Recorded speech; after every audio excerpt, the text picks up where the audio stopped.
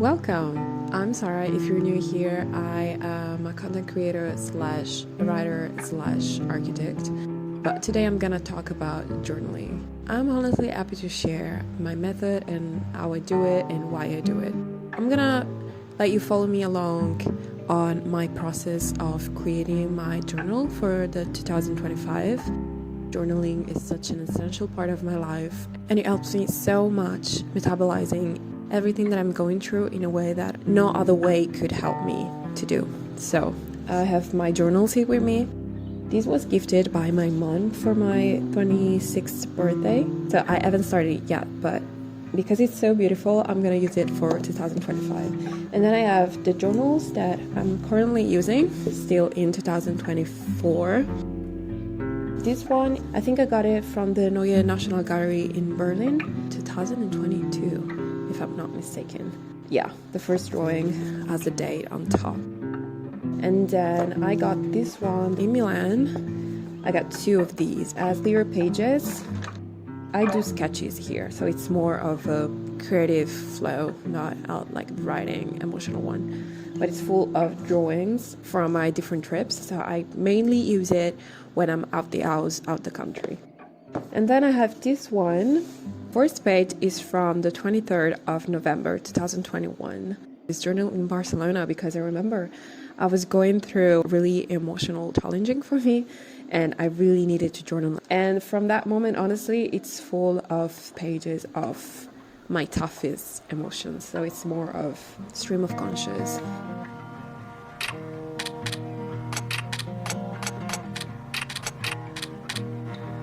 Every page has a date, as a location and the country I'm writing in, and it starts with a question and then it's like one page maximum long, because I really feel like sometimes writing too much can end up being repetitive. Feels like you're saying more than you feel.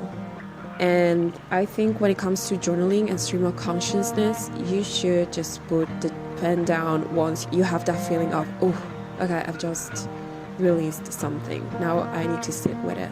And I think it's the best when it comes to processing your own emotions while you're in the moment.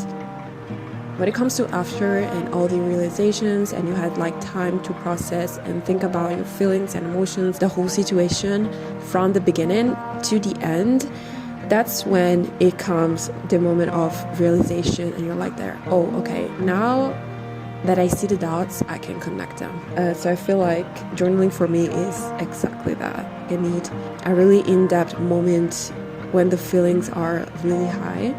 And then when I look back, I'm like, wow, I cannot believe I was feeling that much, because when you tend to write very far in time about a situation, everything is distorted. So it's good when it comes to negative emotions that going back to the pages and you're like, oh wow, that's so good that I'm out of that situation now. But when you're in the moment, it's so different. So this kind of double vision on something that happened, it's so good. And honestly, it makes me so grateful about all the things that I do not remember.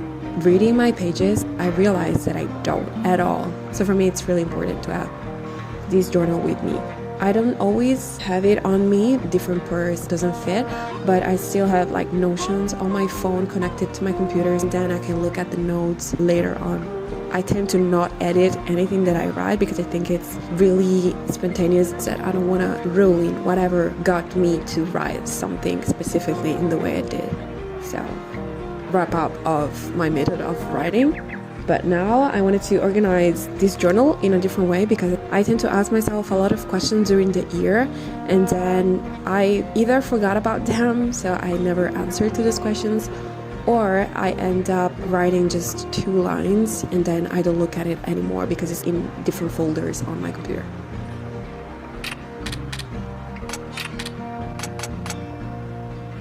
So what I'm gonna do is all the questions that came up during the year, I'm gonna pick a different for every topic. I divided all the questions in my Notion. My system is gonna be divided in 2 semesters. So in the first semester of the year, I'm gonna ask myself 1 question a day. And then once I all them written down in my notes, they're gonna be answered again from a different point of view 6 months apart from that moment. what are the differences, dive deep into why I was feeling a certain way regarding a specific topic. If you want to follow along, on Tuesday, I'm gonna post a short regarding 7 questions that you can answer during the week. So stay tuned. So I really want to be challenging myself to go through emotions and go through whatever I'm going through by looking at myself first. So it's going to be a really insightful process, and I think it can help me get more clear with myself.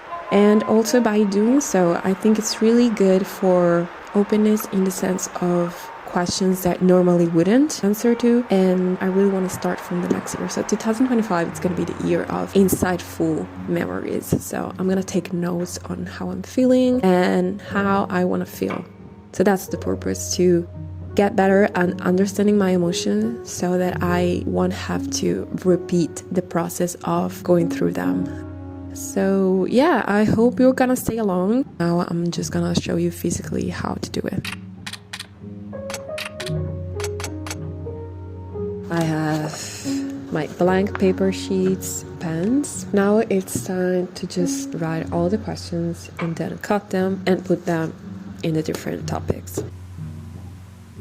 The first topic, which is self-awareness and shadow work.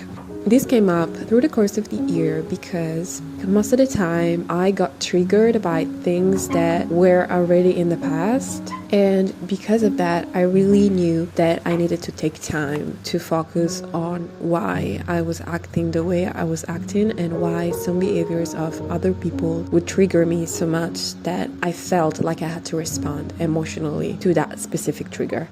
Or not respond, which is even worse. When that happens, when I feel like shutting down, it's because I don't feel enough safe with the person that I'm struggling with. And that mostly happened... Amore, spostati da lì. Sto filmando. I really needed to understand how I could feel safe. And to feel safe, you have to feel safe with yourself first, but if you don't know yourself and you don't know what these triggers are, it's really difficult to get to the point of awareness. So that's the first topic. The second one is mindfulness and living in the present. As I said, I was struggling with problems that came from my past, and after trying to resolve those problems, why was I struggling? Why was I having anxiety about the future when the future wasn't here? Yeah, so I have to keep in mind that what I'm feeling is valid right now. It's probably not gonna matter in a matter of weeks or months or years. So what I really needed to do was focusing on now and establishing my happiness now. But to move to that state of saying, now I'm gonna work for my future, I needed to work my present first. So that's why I gathered a sheet of questions about how am I doing right now? Why am I judging myself so much about this specific thing? Or what is something that makes me feel present that I can do on the daily so that I don't lose myself thinking about the past? The third topic is openness and vulnerability. It also comes up with, are you feeling safe with the people around you? A lot of the people that I used to see and hang out with were not good for my mental health, and I was friends with them because they reminded me of my past and we were close when we were like kids or younger, and that really developed our friendship over something that was already in the past and already surpassed. So it didn't make sense for me to keep so much of my energy for them when the friendship wasn't as valid as it was before. So vulnerability really takes on how much you feel safe. You should take note of that. So the question was, why can I not be vulnerable with the people around me? And how can I better myself in that sense? Like, do I not feel I can be vulnerable with specific people because they're them, or because I have something in me that tells me I should not? And why is there something that tells me that I should not be vulnerable? The fourth topic is emotional independence. I don't struggle particularly with this, but I realize in relationship it's really difficult to separate yourself. When it comes to relationships, it's either family, partner, or friendship, but it's really important to be enough for myself alone. As I said, I've always been by myself and passing time by myself. I really have that in me. But sometimes when it comes to, okay, I'm with another person now, can I be myself around that person? How does it show my emotional baggage to it? Or how do I meet my emotional needs without relying on others? How does self-soothing look like for me? So how can I find ways to calm myself down and be okay with being alone? And then I have happiness and gratitude. And this one came up throughout the year because I realized I wasn't celebrating myself as much as I was supposed to. A lot of the energy and cheerleader energy that I had in me, I show it to the people around me instead of myself. I want to focus more on this. About this topic, I have like 20 questions, so it's gonna be a really popular topic in these months. Then I have letting go and acceptance. I've made a lot of videos on this topic, so you already know what I think about this, but it's never easy to let go in general. Even if you did it so many times in the past, it's always gonna be a tricky one. So I still need to work on that. I still need to be patient and be present with myself so that I can be able to let go, because sometimes letting go is better for yourself and the other person too. And then there's relationships and connection. So how does being involved with other people affect your mental, spiritual, and emotional human being? Some questions that I had: what does unconditional love mean to me? What do I feel most seen and understood? And also by yourself, not only with other people, but how can I see myself better? Then we have self-compassion and growth. How can I put more effort in specific parts of my life so that I can have a better future for myself? And how can I get to my goal? And it's either mental or physical, a health one. It doesn't have to be just for your passions or just for your work. How do I define personal growth? What are my values? What does self-love mean to me? Then we have vision and purpose, because it's really important. You cannot enter the future with the same mindset that you had in the past. And it's the same as saying you cannot open new doors with the same keys that you used for the old ones. And it's like, if you don't change your ways, you're not going to be able to see yourself from another perspective. So from a perspective of growth, and that's really important. So what is my dream for my future self? What legacy do I want to leave behind? And then we have inner peace and alignment. So what balance do you look for me? And how I can nurture alignment and inner peace in my life.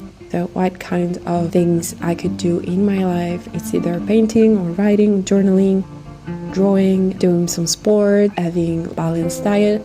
How can that help me feel at peace with myself? I think all these topics are gonna be really big for your growth. You don't have to write every day about each one of these topics. Journaling is not supposed to be forced. That's the first thing that I learned when I started journaling, because I felt like I had to write, and I was like, okay, today nothing happened. I don't have anything to write about. And I really thought that journaling was, oh, dear diary, today I did this and then I went to lunch with my friends, but that's not how it is. Journaling, it's about writing down what you're feeling inside. And sometimes, honestly, it can really feel difficult and heavy when your thoughts and emotions are all still inside you, but once they get like on paper or on your computer, it all becomes so easily and you can see it so clearly. Wow, why didn't I do it before?